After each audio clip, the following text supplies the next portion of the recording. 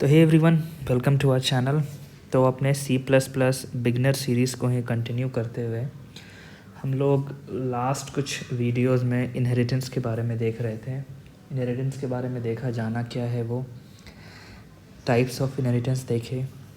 पिछले 2 वीडियोस में 5 टाइप के इनहेरिटेंस के एग्जांपल देखे: simple, multiple, multi level, hierarchical और hybrid inheritance.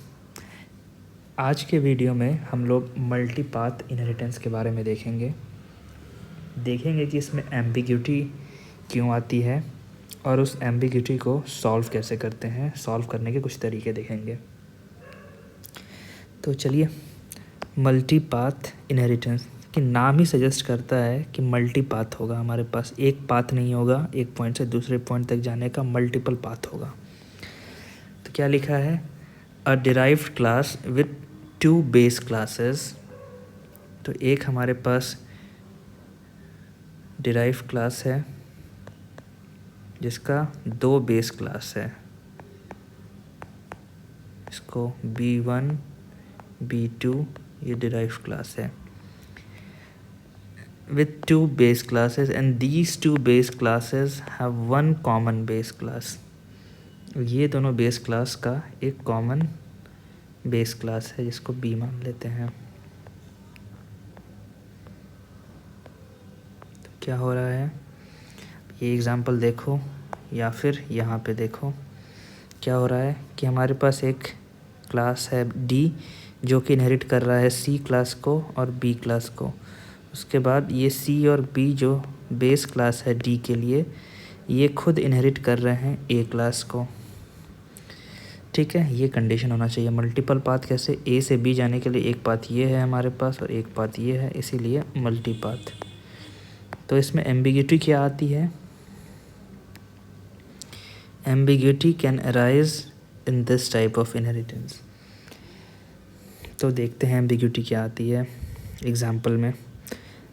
Similarly last example की तरह ही हमारे पास एक क्लास A है जिसके पब्लिक एक्सेस स्पेसिफायर के अंदर हम लोगों ने एक A नाम का फंक्शन बना दिया है जो कि रिटर्न करेगा, कुछ रिटर्न नहीं करेगा, प्रिंट करेगा क्लास A बस।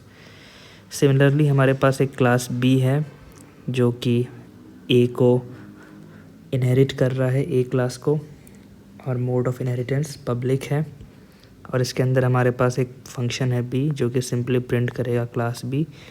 वैसे ही हमारे पास एक C क्लास है। हम लोगों ने यहाँ देखा कि B और C क्लास होंगे जो A को इनहेरिट करेगा,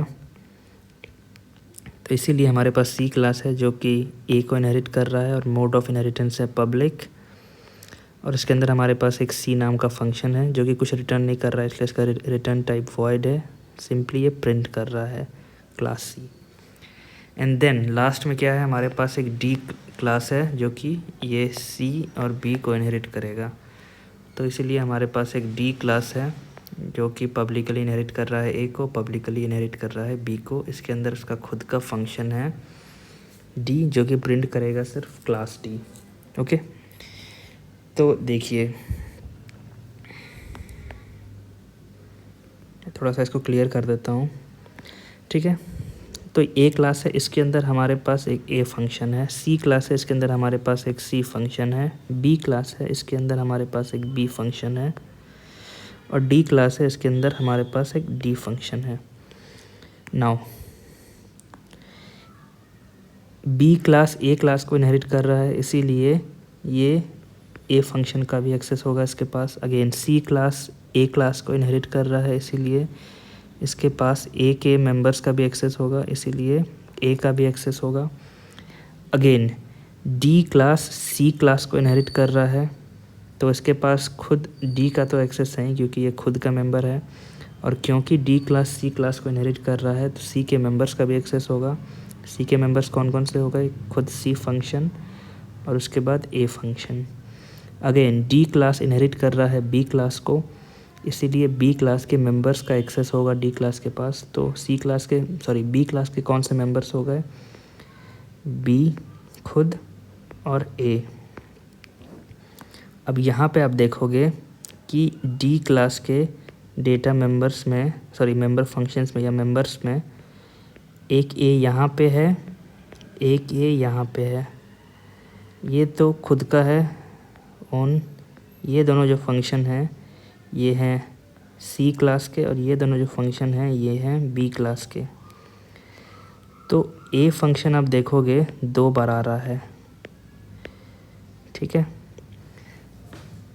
अब इसको अगर ए फंक्शन को हम लोग एक्सेस करने जाएंगे, कैसे एक्सेस करेंगे? तो डी क्लास के ऑब्जेक्ट के साथ नीचे देखते हैं। इंट मेन में हम लोगों ने डी का एक ऑब्जेक्ट बनाया जिसका नाम रखा ओबीजे।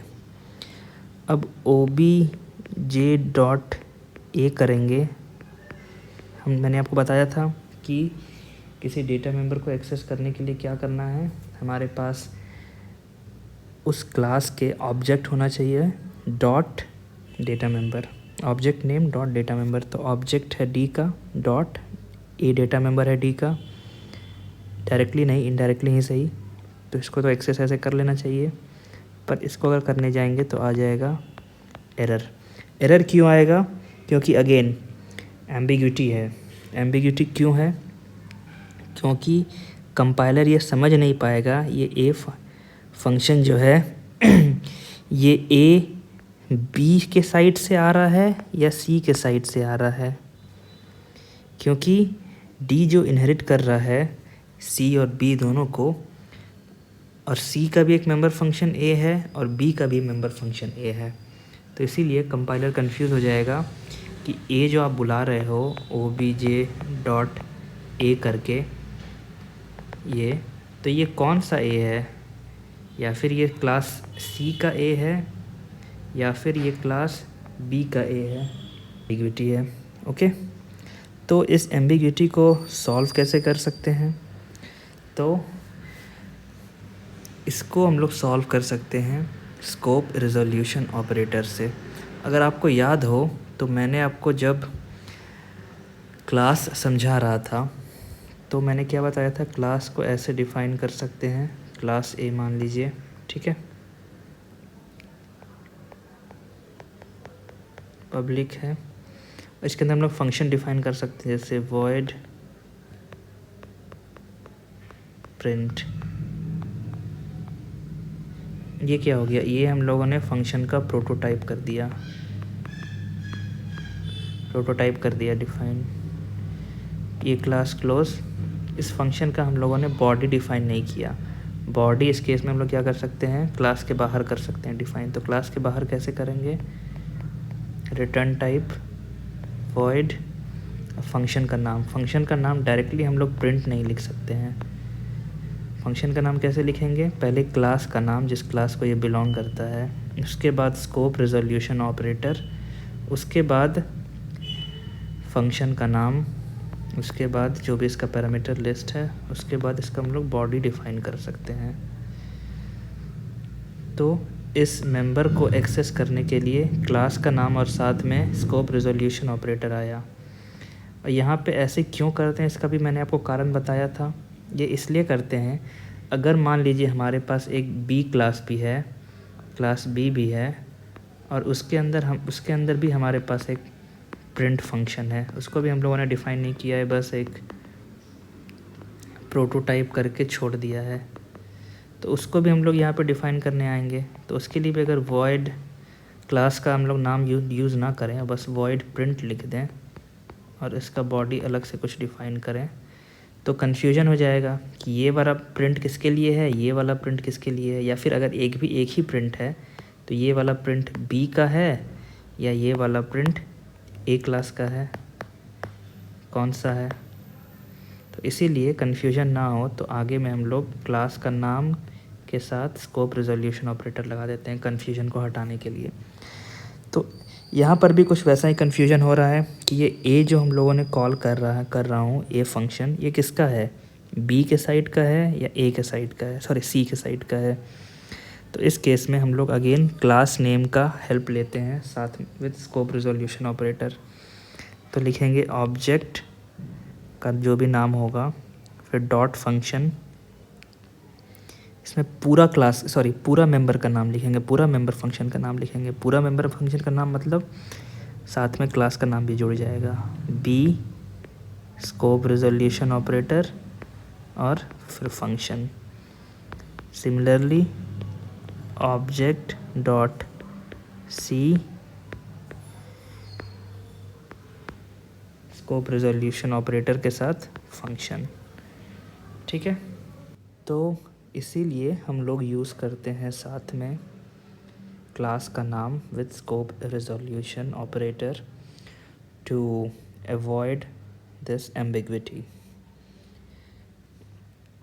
उसके बाद बाकी जो है जैसे बी फंक्शन है या सी फंक्शन है या डी फंक्शन है, जो कि इसमें ये सारे फंक्शन में कोई एम्बिग्विटी नहीं है, तो इसको नॉर्मली लिखेंगे। ए फंक्शन में एम्बिग्विटी था, तो इसीलिए हम लोग क्लास का नाम स्पेसिफाई कर देंगे। तो आउटपुट क्या आना चाहिए, एक्सपेक्टेड आउटपुट हो जाएगा class A, class A, class B, class B sorry C, class D. ठीक है, तो ये एक सॉल्यूशन है using scope resolution operator. Refer the example है, जो अभी ऊपर में जो एग्जांपल देखा हम लोगों ने, ये एक सॉल्यूशन है।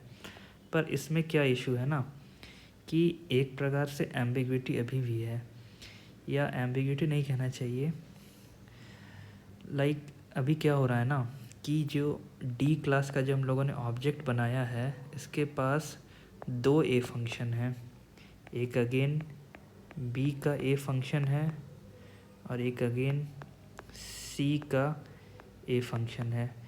पर दोनों ए फंक्शन तो एक ही टास्क परफॉर्म कर रहा है, तो एक टास्क परफॉर्म करने के लिए हमारे पास दो फंक्शन क्यों होने चाहिए। तो इस इशू को रिजॉल्व कर सकते हैं हम लोग using the virtual base class. तो देखते हैं क्या है। सिमिलर स्टार्टिंग में सेम है, क्लास ए है हमारे पास, इसमें एक फंक्शन ए है। इसके बाद क्लास बी है हमारे पास, जिसको जो एक्सेस कर रहा है, इनहेरिट कर रहा है क्लास ए को, मोड है वर्चुअल पब्लिक। ठीक है, सेम इसमें बी है। क्लास सी है जो कि इनहेरिट कर रहा है क्लास ए को, मोड है, मोड ऑफ इनहेरिटेंस अगेन है virtual public. Okay, then class D है जो कि इनहेरिट कर रहा है ए और बी को। इसमें क्या हो रहा है ना कि वर्चुअल पब्लिक मोड से जो इनहेरिट कर रहे हैं हम लोग, तो इसमें क्या होगा कि जो डी का जो हम लोग ऑब्जेक्ट बनाएंगे ना, उस ऑब्जेक्ट के पास इस ए फंक्शन का एट ए टाइम सिर्फ एक ही कॉपी होगा। जैसे ऊपर वाले एग्जांपल में क्या था, हमारे पास दो कॉपी था। कौन कौन सा दो, एक तो सी ए, दूसरा बी ए।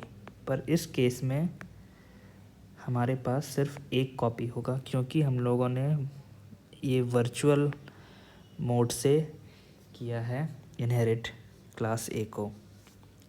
ठीक है, तो इंट मेन में अगर देखेंगे तो डी का ऑब्जेक्ट बनाया ओबीजे नाम से, और डायरेक्टली सिंपली एक्सेस कर रहे हैं ए फंक्शन को ओबीजे डॉट ए करके, क्योंकि यहाँ पे कोई एम्बिग्विटी अब है ही बची ही नहीं, क्योंकि वर्चुअल कीवर्ड के कारण सिर्फ एक कॉपी है रही हमारे पास ए फंक्शन की। ठीक है, सिमिलरली बी को कॉल किया, सी को कॉल किया, डी को कॉल किया, कोई एम्बिग्विटी नहीं, रिटर्न ज़ीरो। ठीक है, तो इस वीडियो में इतना ही रखते हैं। अभी हम लोग आईडी में चलते हैं और सेम कोड को उधर देखते हैं। तो hey everyone, welcome to the IDE. तो यहाँ पे मैंने दोनों प्रोग्राम मैंने लिख के रखा है। एक है हमारा यूजिंग स्कोप रिजोल्यूशन ऑपरेटर और एक है हमारा ये वर्चुअल मोड ऑफ इनहेरिटेंस, जहाँ पे हमारा वर्चुअल है। तो देखते हैं क्या लिखा है मैंने। स्टार्ट किया है आईओ स्ट्रीम से, फिर नेम स्पेस एसटीडी है, फिर हमारे पास ये क्लास ए है, क्लास ए है, इसके अंदर हमारे पास ये फंक्शन ए है, फिर अगेन क्लास बी है हमारे पास जो कि इनहेरिट कर रहा है क्लास ए को पब्लिक मोड में इसका खुद का फंक्शन है बी। अगेन क्लास सी है सिमिलर टू बी, जो कि इनहेरिट कर रहा है क्लास ए को इन पब्लिक मोड और इसके अंदर फंक्शन सी है। सिमिलरली क्लास डी है हमारे पास, जो कि इनहेरिट कर रहा है सी और बी दोनों क्लास को पब्लिक मोड में, और इसका खुद का फंक्शन है डी। उसके बाद हमारे पास ये मेथड मेन है, उसके अंदर हम लोगों ने डी क्लास का एक ऑब्जेक्ट बनाया। तो यहाँ पे मैंने कमेंट्स में लिखा है कि अगर ऑब्जेक्ट डॉट ए के बाकी फंक्शन की तरह object dot B, object dot C, object dot D की तरह अगर ऑब्जेक्ट डॉट ए को कॉल करेंगे तो ये एरर आएगा। ठीक है, क्योंकि अगेन कंफ्यूज होगा कंपाइलर कि कौन सा ए को बुला रहे हो, किस तरफ से ए को बुला रहे हो, बी के साइड से या सी के साइड से। तो हमें पूरा फंक्शन का नाम बताना होगा। पूरा फंक्शन का नाम से मतलब है मेरा कि क्लास का name followed by scope resolution operator followed by function का नाम। तो बी और सी दोनों यहाँ पे मैंने डाल दिया और उसके बाद बाकी फंक्शन नॉर्मली लिखा है। एक बार क्या करते हैं ना, इसको हटा देते हैं और फिर चेक करते हैं रन करके इसको। देखिए आ गया एरर, देखिए क्या एरर दिया है। लाइन नंबर 33 पे है ना, ये देखिए लाइन नंबर 33 पे है, तो यहाँ पे लाइन नंबर 33 पे देखिए error request for member A is ambiguous. तो एम्बिगुअस है, इसीलिए एम्बिग्यूटी आ जाती है, इसीलिए हमें स्पेसिफाई करना होता है कि किस तरफ से आप बुला रहे हो। अब इसको रन करते हैं, देखिए आ गया। 2 बार क्लास ए लिखा हुआ आया क्योंकि ए फंक्शन को हम लोगों ने 2 बार बुलाया था, एक बी के तरफ से एक सी के तरफ से। उसके बाद फंक्शन बी ने क्लास बी प्रिंट किया, फंक्शन सी ने क्लास सी प्रिंट किया, फंक्शन डी ने क्लास डी प्रिंट किया। तो ये था वन ऑफ द मेथड जिसमें हम लोग स्कोप रेजोल्यूशन ऑपरेटर का यूज़ कर रहे हैं। पर जैसे कि मैंने आपको बताया था कि यहाँ पे क्या हो रहा है ना, स्कोप रेजोल्यूशन ऑपरेटर यूज़ करने के बाद भी कि जो ऑब्जेक्ट है क्लास डी का, उसके पास ए जो मेंबर है, ए मेंबर फंक्शन जो है उसके 2 कॉपी हैं। तब भी कायदे से तो ऐसा होना नहीं चाहिए, एक ही कॉपी होनी चाहिए, एक ही मेंबर होना चाहिए। तो उस केस में वैसा करना है तो हम लोग वर्चुअली इनहेरिट करते हैं। तो अगेन देखिए क्या है, हमारे पास आईओ स्ट्रीम है, नेम स्पेस एसटीडी है, सेम क्लास ए है। नाउ क्लास बी डिफाइन करते टाइम हमारे पास हम लोग जो इनहेरिट कर रहे हैं फंक्शन ए को, इसको वर्चुअल पब्लिक मोड में कर रहे हैं। अगेन क्लास सी जो इनहेरिट करेगा क्लास ए को वर्चुअल पब्लिक मोड में करेगा, और अगेन क्लास डी इनहेरिट कर रहा है क्लास सी और क्लास बी को पब्लिक मोड में। ओके, तो ये वर्चुअल कीवर्ड के साथ क्या होगा ना कि अब डी का जो भी हम लोग ऑब्जेक्ट बनाएंगे, जैसे कि मैंने बताया वर्चुअल कीवर्ड से क्या होगा ना कि जो भी ऑब्जेक्ट बनाया डी का, उसके पास फंक्शन ए का या कोई भी अगर ऐसा एम्बिगुअस केस आएगा तो उसका एक ही कॉपी बनेगा डी ऑब्जेक्ट के में। तो इसीलिए हम लोग बाकी फंक्शन के तरह, बाकी फंक्शन बी सी और डी के तरह ए को भी बाकी फंक्शन की तरह ही कॉल कर सकते हैं। इसको अब रन करके देखते हैं, देखिए आ गया। फंक्शन ए ने क्लास ए प्रिंट किया, फंक्शन बी ने क्लास बी प्रिंट किया, फंक्शन सी ने क्लास सी प्रिंट किया और फंक्शन डी ने क्लास डी प्रिंट किया। तो ये था 2 सॉल्यूशन एम्बिग्यूटी हटाने के लिए मल्टीपाथ इनहेरिटेंस में। तो इस वीडियो में इतना ही रखते हैं, ठीक है। और अगर आपको कोई भी डाउट हो या कोई भी फीडबैक देना हो तो आप कमेंट सेक्शन का यूज़ कीजिए और लाइक बटन को प्रेस कर दीजिए अगर वीडियो पसंद आई हो तो, और सब्सक्राइब और बेल आइकन को भी प्रेस कर दीजिए ताकि आपको रेगुलर अपडेट्स मिलती रहें जब भी मैं कोई नया वीडियो डालूँ। तो thank you everyone, will meet in the next video.